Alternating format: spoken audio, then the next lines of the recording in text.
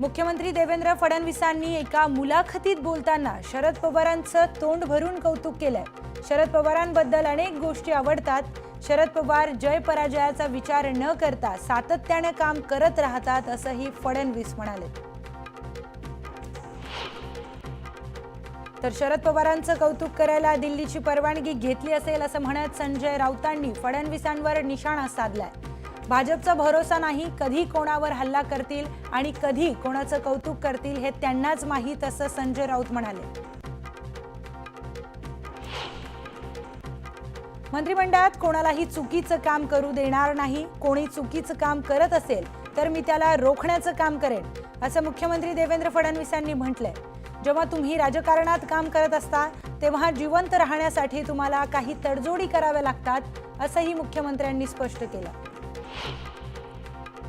मुख्यमंत्र्यांनी पुन्हा एकदा 2019 मधील उद्धव ठाकरेंच्या भूमिकेवर वक्तव्य केलंय।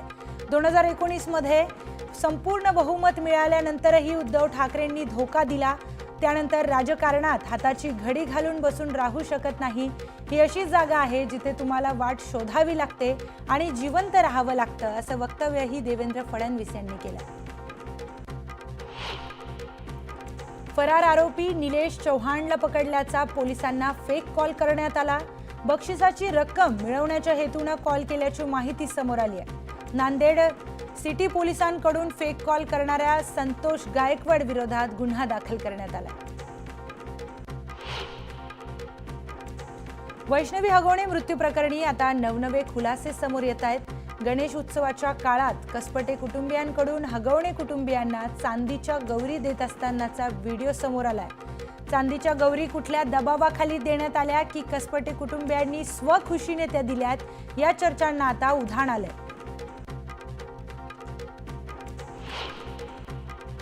वैष्णवी हगवणे आत्महत्या प्रकरणात पती शशांक आणि दीर सुशील यांनी आई लता आणि बहीण करिश्मा यांचं मोबाईल संच फरार आरोपी निलेश चौहान यांच्या मदतीने लंपास केलाय। या मोबाईलमध्ये शशांक याने पत्नी वैष्णवी यांना मारहाण केल्याचे आणि आरोपींमधील संभाषणाचे पुरावे असू शकतात अशी माहिती पोलिसांनी बुधवारी न्यायालयात दिली आहे। वैष्णवी हगवणे आत्महत्या प्रकरणानंतर चर्चेत आलेल्या राज्य महिला आयोगावर एकही अशासकीय सदस्य नेमण्यात आलेला नाही। आयोगाच्या कर्मचाऱ्यांची निम्मी पदे अनेक वर्षापासून रिक्त आहेत। तर गेल्या 5 वर्षांमध्ये आयोगाच्या निधीत कपात केली जात असून राज्यभरात दररोज येणाऱ्या शेकडो महिलांच्या तक्रारी अवघे 3 समुपदेशक हातात असल्याची धक्कादायक माहिती समोर आली आहे। एलओसी ओलांडून पाकिस्तानात गेलेल्या सुनीता जामगडेला अखेर पोलिसांनी नागपुरात आणलंय।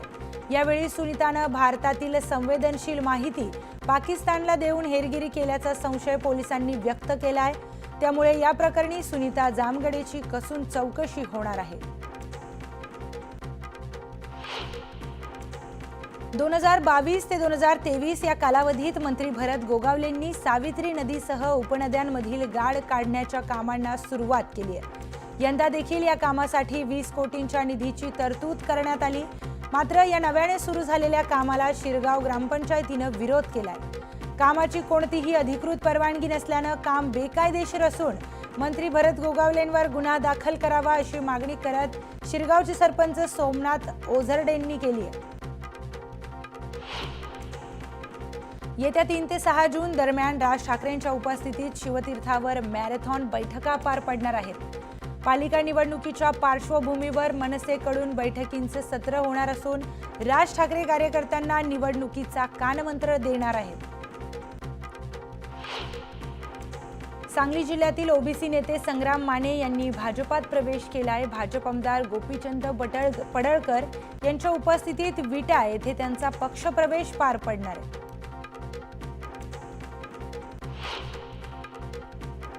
राज्याचे मुख्यमंत्री देवेंद्र फडणवीस आज परभणी जिल्ह्याच्या दौऱ्यावर आहेत। या दौऱ्यादरम्यान जिल्ह्यात शासकीय आणि पक्षाच्या वतीने काही कार्यक्रमांचं आयोजन करण्यात आलंय। यामध्ये परभणीच्या वसंतराव नाईक कृषी विद्यापीठामध्ये जॉईंट ॲग्रोस्कोचे उद्घाटन फडणवीस यांच्या हस्ते होणार आहे।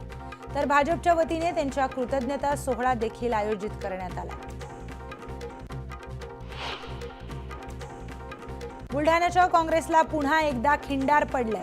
काँग्रेसचे माजी आमदार दिलीप सानंदा राष्ट्रवादी काँग्रेसमध्ये प्रवेश करणार आहेत, तर 13 जून रोजी अजित पवारांच्या उपस्थितीत हा पक्षप्रवेश पार पडेल.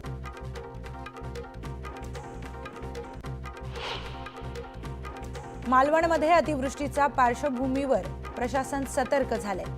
मालवण तालुक्यातील काळसे बागवाडीत आपत्ती व्यवस्थापनाची रंगीत तालीम घेण्यात आली. यामध्ये महसूल, आरोग्य, पोलीस तसंच ग्रामपंचायत विभागाचे अधिकारी कर्मचारी झाले होते.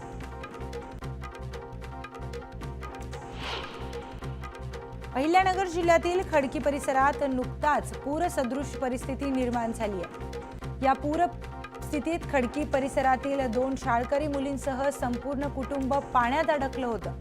यावेळी परिस्थितीचं भान ठेवत एपीआय प्रल्हाद गीते यांनी जीवाची पर्वा न करता कुटुंबाचा जीव वाचवलाय. यासाठी पालकमंत्र्यांनी त्यांचं अभिनंदनही केलं.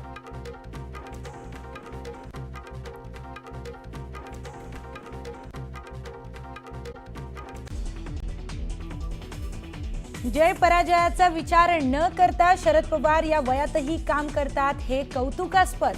मुख्यमंत्री फडणवीसांकडून शरद पवारांचं तोंड भरून कौतुक, तर फडणवीसांच्या वक्तव्यामुळे राजकीय वर्तुळात चर्चांना उधाण.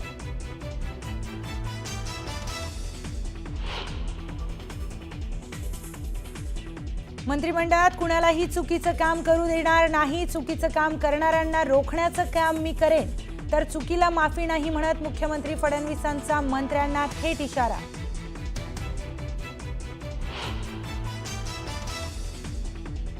दोन 2019 मध्ये उद्धव ठाकरेंनी धोका दिला.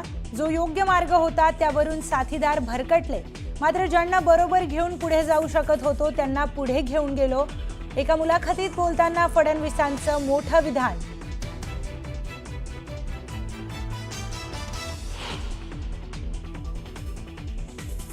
येत्या 3 ते 6 जून दरम्यान राज ठाकरेंच्या उपस्थितीत शिवतीर्थावर मॅरेथॉन बैठका. पालिका निवडणुकीच्या पार्श्वभूमीवर मनसेकडून बैठकींचं सत्र. राज ठाकरे कार्यकर्त्यांना देणार निवडणुकीचा कानमंत्र.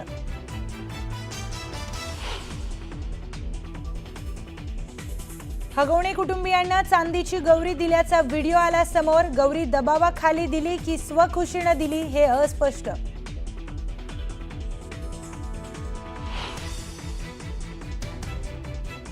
छत्रपती संभाजीनगरच्या दरोड्यातील चोरलेलं 5 किलो सोनं गेलं कुठे याचा तपास सुरू. अवघं 20 तोळे सोनं पोलिसांनी अमोलच्या निकटवर्तीयांकडून मिळवल्याची माहिती.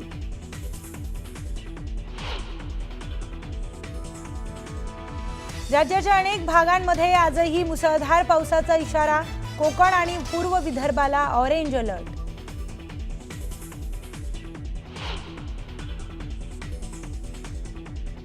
आजपासून पंतप्रधान मोदींच्या जाहीर सभा आणि रॅलीचा झंझावात. 3 दिवसात 5 राज्यांमध्ये 6 सभांचं आयोजन. सभांमधून पाकिस्तानवर मोदी करणार जोरदार प्रहार.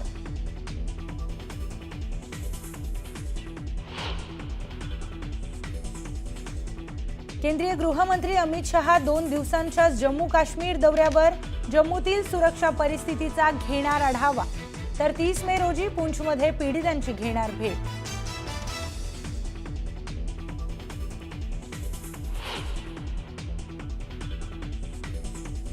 फरार आरोपी निलेश चौहानला पकडल्याचा पोलिसांना फेक कॉल.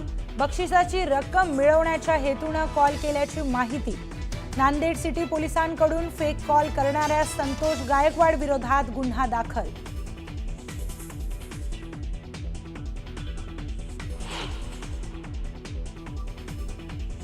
कथित किडनी प्रत्यारोपणाच्या रॅकेट प्रकरणी ससूनचे डॉक्टर तावरेंना अटक. तावरे सध्या पोर्शे कार अपघात प्रकरणी येरवाडा जेलमध्ये.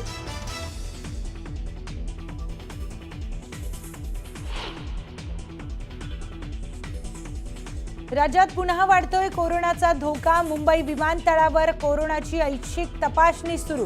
काही दिवसांमध्येच विमानतळावर सुरू होऊ शकते आरटी-पीसीआर टेस्ट.